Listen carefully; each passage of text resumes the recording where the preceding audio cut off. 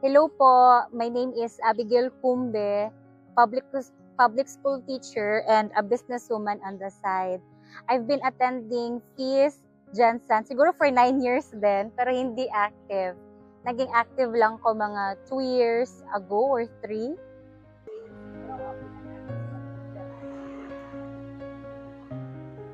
September 2024, na-diagnose si mama ng stroke. Yung affected area or yung affected sa kanya this time is yung intelligence tsaka yung memory niya. Lowest point is nung she could not recognize me. Dili niya ma-recognize any member of the family. Hindi siya kabalo magtulon og food or water. Naa siya tubo, I forgot the right word sa ato nga term. Tapos wala siya kabalo if she needs to poop or to pee. Basta, it just, lumalabas na talaga siya. So, I have to apologize to other patients sa hospital. Kay, kailangan na ako siya limpyuhan. So, hindi pa tapos. September, October, November, December, January. January 2 a.m. Hindi pa nakaka-recover ang lahat, especially our family.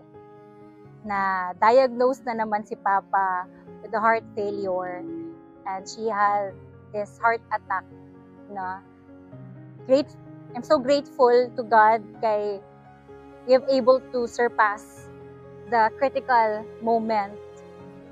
Immediately the doctor needs to operate Papa, tawag ato angioplasty or tama ba? Tama, angioplasty surgery na yung parang wire na very thin, dito ipapadaan going to the heart just to get the block area of the veins in the heart. And then, nung sabi ng doctor, kailangan na mo mag-add to sa iyaha to show us that Papa needs to have another surgery. This time, bypass operation. Kahilakon ko. So, that moment, I was alone na. Umiyak na. I was alone talking to the doctor na as if very strong ako. Grateful ako kasi nung moment na yon, I remember the feeling nung grace na binigay ni Lord sa akin during sa time ni Mama. I was alone that time also. Wala ko'y kaon, wala ko'y tulog because I have to look after her. Tissue. Kato nag-ingon si doctor na kailangan na mo siya si Papa na i-open heart surgery. I was at peace during that time because I remember sa time ni Mama, it's really unexplainable peace nga na-feel na ako. I don't know where that kind of feeling came from. Pero even though wala ko'y kaon, wala ko'y tulog, naggalakaw ko sa aisle, nagapangayo ko help anywhere. Parang, or maybe, wala siya nag-sink in, pero there's really that peace in me. Go back kay Mama nga story before I proceed kay Papa ulit. It was amazing kay from 115K nga bill na mo sa hospital, 700 lang kipabayad ni Lord sa amoa. Of course, na ay mga concrete reasons for that. Pero unexpected, I was thinking, asa ko pwede maghulam? Asa ko pwede mangayo kay para lang makaano sa sugakod atong amount nga to. But 700? Naku, ulit ta. Kaya na ako, 700. So, mauto akong na-feel katong nag-ingon si Dr. Ato nga kailangan i-bypass si Papa ulit. Katong time nga to, murag okay pa ko. Pero habang ginadugayan, gibalhin na si Papa, giingnan na mi sa doctor nga naa na si Papa sa ICU. Dito na nag-sit in sa ako, kay nangayo sila og 500,000. 500,000 pa lang. wala pa tong exact amount. So, nangita na ko na nawag na kong tao, plano na mo nga i-SPMC si Papa, tanan. Tapos nag-ingon pa si Papa nga dili siya magpa-opera. So, tanan to siya nga struggle. Wala ko kasabot unsa ko ang buhaton. Kay dili man si Mama ka-decide. Mama kinatok. akong manghod, which is duha lang man mi, dili na ako maistoryag tarong unsaon. So I'm panicking. Pero kay nangita ko og tabang sa mga tao na nagtubag man sila. Ingon nila lisod makasulod sa SPMC.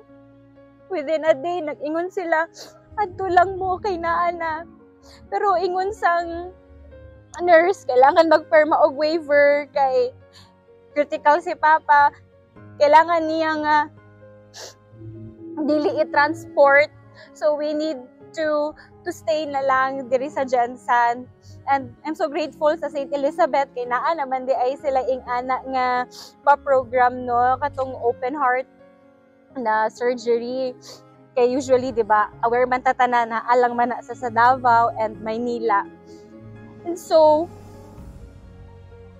nag-appear ang grace ni Lord through people. I call people, they never say, dili takatabangan. Kung dili sila kaya makahelp sa ako, they connect me to people nga makatabang jud sa ako. Akong mga relatives, they connect me to bisag kinsa nga para pwede makatabang.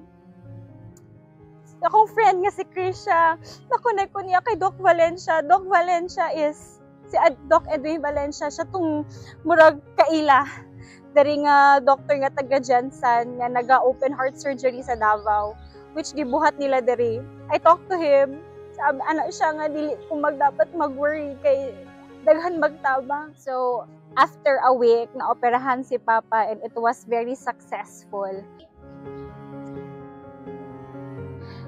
Grace is when you have family, friends, strangers who are Jesus in disguise.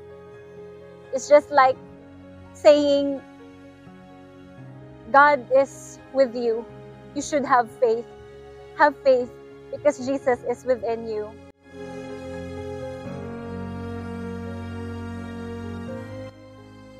Ask help.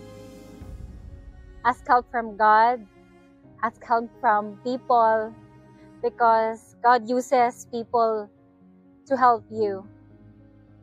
Remember that the grace of God is really within our reach.